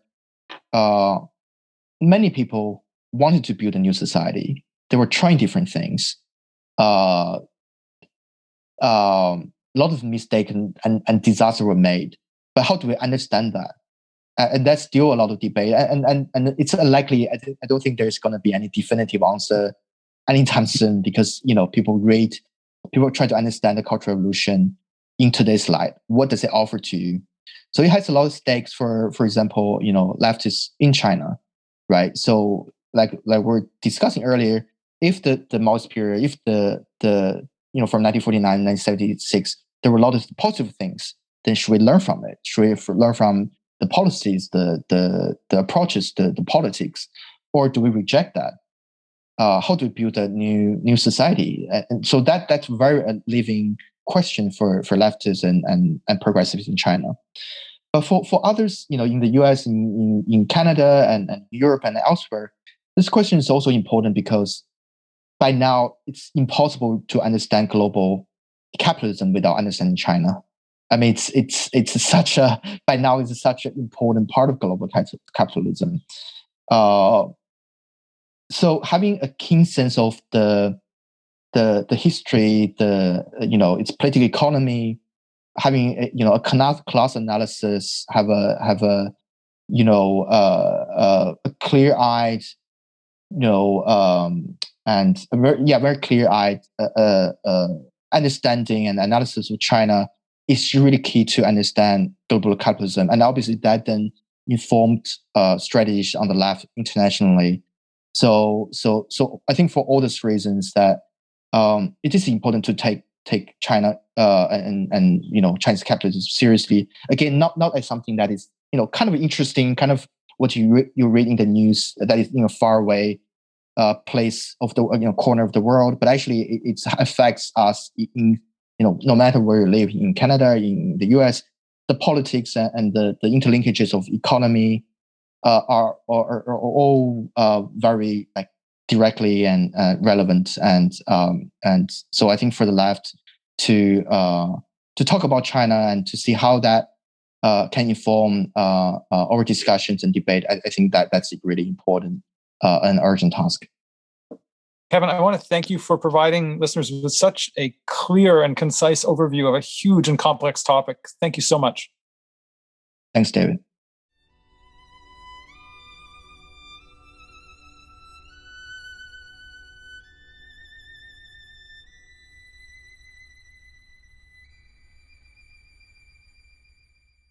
The events which led to the emergence of what we can call the Stalinist social order in the USSR at the end of the 1920s, as a result of a modernizing counter-revolution on the, by then, very cold ashes of the revolution of 1917, were very different from the events which led to a similar way of organizing society taking shape in China after the revolution of 1949 against the pre-capitalist society there and against foreign imperialist influence.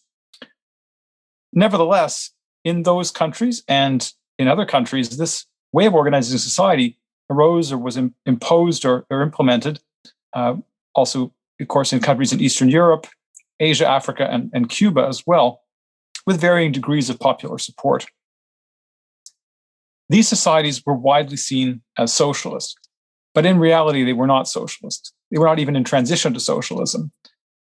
There was a new ruling class based on the central political bureaucracy, which exploited the workers and peasants. To quote the Polish dissident Marxists Jacek Kuron and Karol Modzelewski, writing in the mid-1960s, the new ruling class extracted a surplus product for purposes that are alien and hostile to those of the working class in order to strengthen and expand its rule over production and society. The widespread belief that these societies were socialist did extraordinary harm to the socialist cause internationally, sowing dangerous misunderstandings which still influence many socialists today. The politics of the rulers of these societies also had extraordinary influence on the left outside their borders. And that's what I'll be looking at in the next episode on Stalinism and the future of socialism.